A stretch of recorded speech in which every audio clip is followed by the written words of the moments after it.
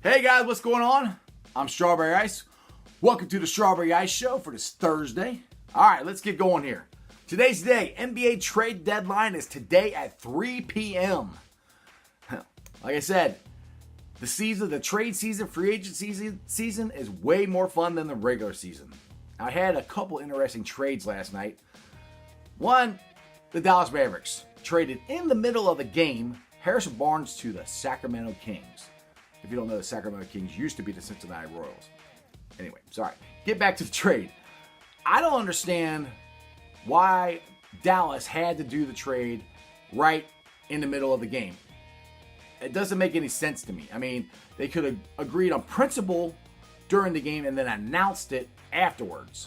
So that way Harrison Barnes would have been sitting on the bench looking stunned, which they say Harrison knew he was on the trading block, but I'm sure he knew he was on a trading block. He didn't think it was going to happen during the game. So that's just a little awkward. I think Dallas should have showed a little bit better decor than that. That's just a little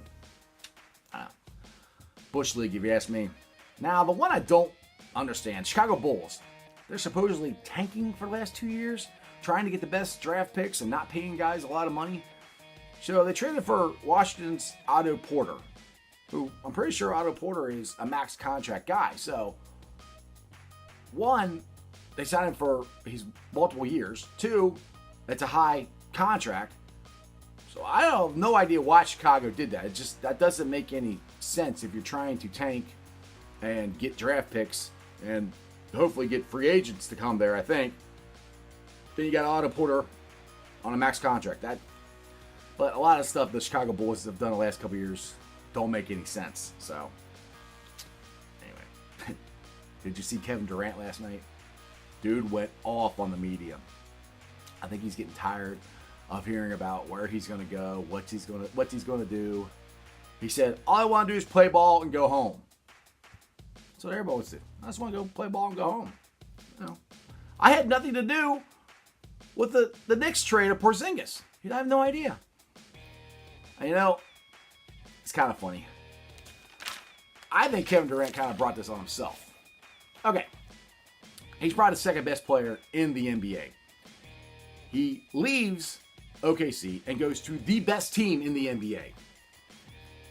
So, you guys brought this on yourself. You wanted the free agency, you wanted the power, all of that. With great power comes great responsibility. So, Kevin Durant, your contract is up. You could go to New York. You could go to LA. You could go Boston. You could go wherever you wanted. The regular season is very boring. There's nothing to talk about. The only thing anybody ever wants to talk about is player movement, because that's way more interesting than your games. And you are almost directly responsible for that, for going to the best team and making it, there's no competition. So, it's kind of on you, dude. There's nothing else to talk about. So, you know, sorry. All right, the biggest chip in the NBA for trade deadline. Let's see, what time is it? Trade deadline's at 3 o'clock. It is 1:25 Eastern Standard Time, Cincinnati time. Anthony Davis, according to ESPN's Adrian Wojnarowski, says there's no communication between the Lakers and the Pelicans as of right now, and there's none expected today. It seems like the Pelicans are content to let the clock run out and go with what they got. Now, I think they're waiting on the offseason because, one, they don't have to do anything.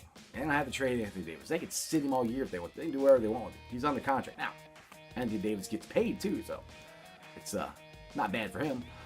But I really think they're waiting to see what Boston can give them. Now, Boston's on a slippery slope because Kyrie, beginning of the year, was saying he was all in. He was going to stay with Boston. And now he's saying, talk to me in June. So, Boston would love to team up AD and Kyrie Irving. It would be like Kyrie Irving and LeBron in Cleveland, which I still wish they both were there. But the problem is Anthony Davis' dad has said AD doesn't want to play in Boston. But, like I said before, if you get traded there, you got to play. So it's going to be interesting what Boston does. It all hinges on if they sign Kyrie. If they sign Kyrie, then they are all in and they can blow Los Angeles, their offers out of the water. And Anthony Davis will probably become a Celtic. And you never know, he might like it there because he could win an NBA championship. You got Kyrie Irving and Anthony Davis. That's a pretty good 1-2 combination. With all their young guys, yeah, I'd watch out for Boston. You guys hear yesterday, MLB proposed some new rule changes. I'm going to run them down here a little bit. Number one, I like. It's a universal DH, meaning DH in the American and National League. I am not a DH fan, but I am a worse fan of two leagues in the same profession having two different rules.